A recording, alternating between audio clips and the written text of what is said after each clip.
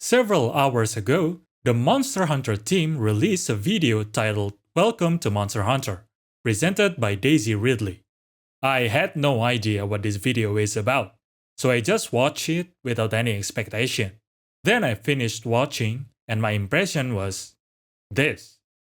As a zoologist, watching this is kinda funny.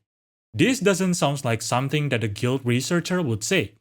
This sounds like a propaganda for the sake of recruiting more hunters, like the one being done by the army IRL.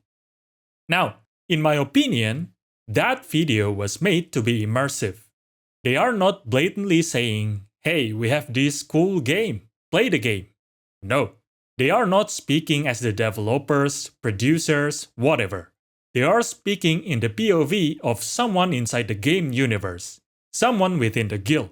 So I'm gonna view the video as that. If you have a different view, then sure, but I'm just gonna warn you, watching this video will just be a waste of time for you. Now, if you had watched that video, you'll notice one word is strongly emphasized on that video. It's balance.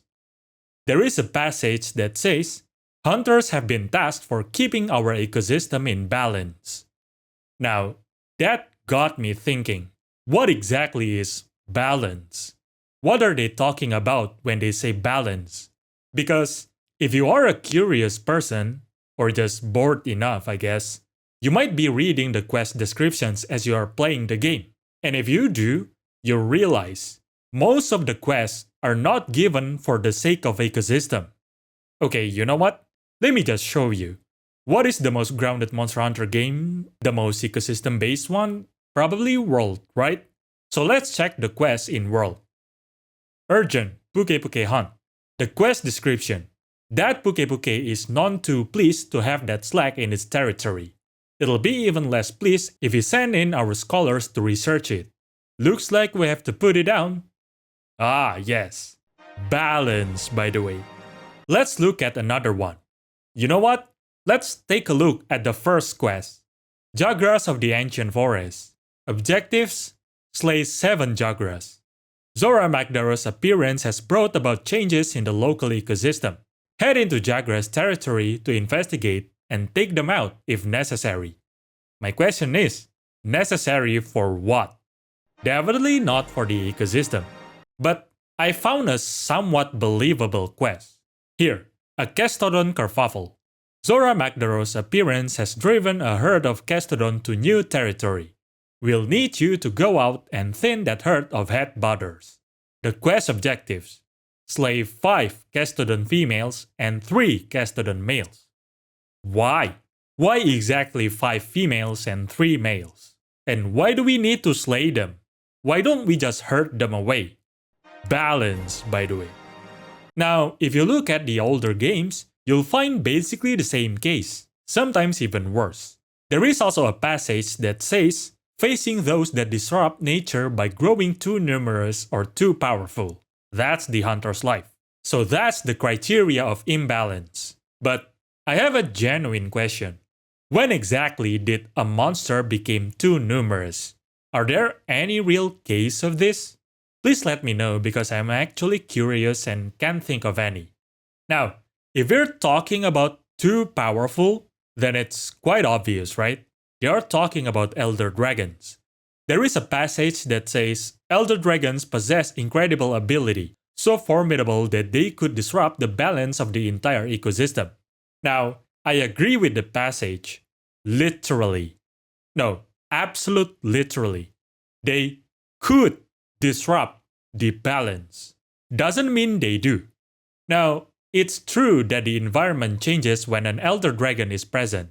Even Kirin that basically does nothing and chill makes the environment cloudy, with tons of lightning cloud. Hence, they could potentially disrupt the ecosystem. However, how disruptive is it exactly? And is it really imbalanced? Because if you think about it, even before humans are there, elder dragons had already been there, right? They are already a part of nature. And as you can see, the nature is still there. Endemic lives are still there. Native monsters are still there. The creatures of this universe are great at adaptation. I mean, some creatures can literally swim in the lava, some can wield the lightning, some literally becomes lightning rod. That's insane. Then there are elder dragons that are just sheer force basically, like Laoshan, Dalamadur, and to some extent Zora Magdaros. That one is debatable though. Let's talk about Lao Shanlung. The Lao Shan that we fight are just fleeing from Fatalis. Not sure why it constantly happened, but it is what it is. The first time this happened, we just repel it because it will trample over the fort otherwise. So we did.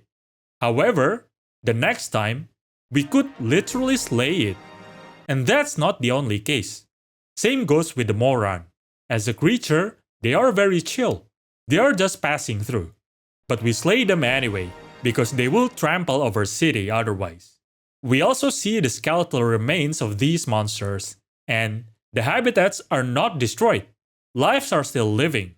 Some could argue that they bring new life to the environment. So, do they need balancing at all? And then there are things like Nakarkos, Gokmagios, Arbatrion, etc. The one that in theory can eradicate the environment. Well, the creatures of the environment at least. However, they live in secluded areas. So, will that eradication ever happen? So do they really need balancing? Then of course, there are the, let's just say, iffy things, like Gaius Magorm, Sharaisvalda, Zeno and Safi, etc., which basically just screams, oh, these are the literal case of too powerful. But basically, the question is, if they are indeed too powerful, how could they live up to this point? How could they exist and not end the world already? And the answer is very simple. Because they are already balanced. That's how it is. Nature will always balance itself. Some creatures will go extinct. Some will survive and adapt. But still, nature will always balance itself. Oh, by the way, don't even mention Kolftaroth. I mean, why do we even hunt that creature? It's literally just chilling. Not even on its way to destroy anything. But we hunt it anyway. So yeah. Now, if you ask me, when will it ever be justifiable to hunt monsters for the sake of quote-unquote balance? I would say, in the case of Frenzy Virus or something similar. Basically, when the creatures are not acting as it is. Unless we find a cure, which I don't think we do, the only way to stop it is to slay the infected, basically. But still, when you think about it, even if there are no hunters to slay the frenzied monsters, creatures will find a way to adapt at some point. Some would develop resistance. Some might even wield it, like the case of Apex Monster, but a whole species of that. So, what about in real life? We do hunt animals to, quote-unquote, protect nature, right? Yes. However, the one that researchers endorse are hunting invasive alien species. We know their existence in said location is not natural. We brought them there, and it's destroying the ecosystem. Basically, we are cleaning up our own mess. I don't think there are any parallels of that in Monster Hunter universe, or at least not yet, I think. All of the monsters just arrive in the locations by their own will, right? It's not because of humans, I think at least. Now, the question is, how do we find out what exactly is too powerful in this universe? Well, to answer that, we need to see the extinction events. What causes mass extinction in this universe? If any, that is. Because, like I said, there are tons of crazy things that will be deemed unnatural in our real world, but it's just another day in Monster Hunter universe. Which is why, if a mass extinction event had happened in the Monster Hunter universe, that would be the too powerful factor. It would be nice if this is explored in Monster Hunter Wilds, but if not, then it is what it is. One passage from that video is very real and very true though. A hunter's true passion is to maintain the balance between humanity and the creatures whom they love. Exactly. The creatures whom they love. That's also the case in real world. For example, you bring your pet or livestock to the vet, then you find out they got parasites. What do? Well, of course, eradicate the parasite. At that moment, do you even realize you're killing an animal? Tons of animals, perhaps? For most people, no. Why? Because those are not the creatures whom we love. Those are, quote unquote, just pathogens, nuisance. That's why we don't think too much about them. Is that bad? No, not really. That's natural, actually. It's very animalistic way of thinking. Humans are also animals, you know. So yeah, it's natural. Another nice passage. From the humble feline to the ferocious T-Rex, every living being across this vast land plays its part in the great cycle, including us.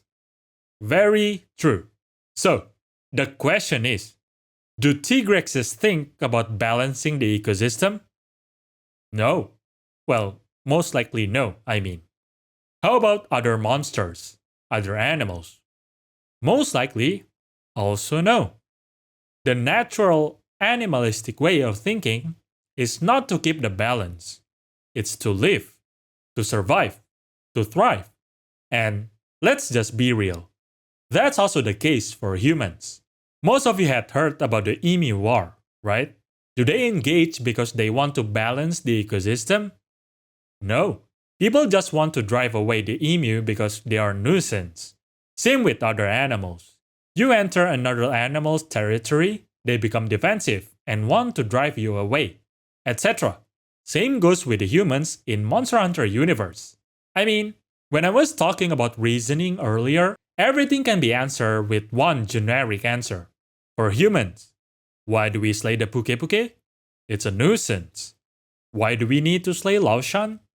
It's a potential danger for humans. How about Moran? Same answer. How about Dalamadur? Same answer. Why do we slay Kirin? Oh, money! Oh, and also for science, of course. So yeah, if our thought is purely for the ecosystem, we are not gonna slay these creatures. We are slaying these creatures for our sake. Because we are also part of the ecosystem. We also want to thrive. We are not the balancer. We are just another weight on the scales. Same with every monsters, same with every creatures. But let me be clear, I am not against hunters. I mean, hunters are just employees after all. They just follow the protocol. I am not against the guild either. Like I said, it's just the natural thought process. And of course, the guild is important in preventing overexploitation of monsters. Like they said, every hunt needs to be approved by and reported to the guild. That's awesome. However, I disagree with their claim of balancing the ecosystem. I just want people to know how questionable the claim of balancing the ecosystem is. The more you emphasize on that word, the more questionable you are as an organization. It can be used as a weapon by those who are against the guild. So yeah, basically, just tone it down. Now, I'm kinda curious. How many guild researchers are opposed to the jargon? Have they talked with the guild's higher-ups yet? And if they have, what happened? Actually, what happened to those who disagree with the guild's decision? Are they banished, or do they just live peacefully on a relatively good term? Wait, am I in danger? Huh, didn't think about that. I guess I'm gonna hide for a while.